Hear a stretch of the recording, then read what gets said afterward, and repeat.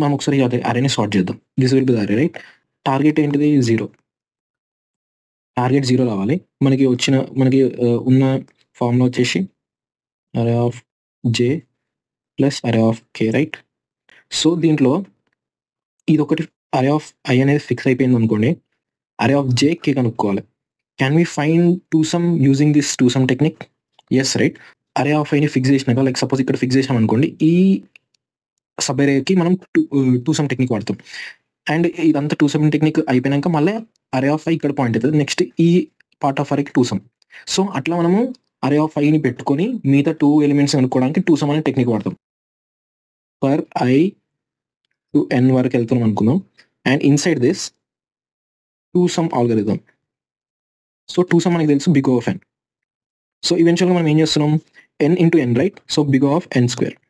So this will be the time complexity.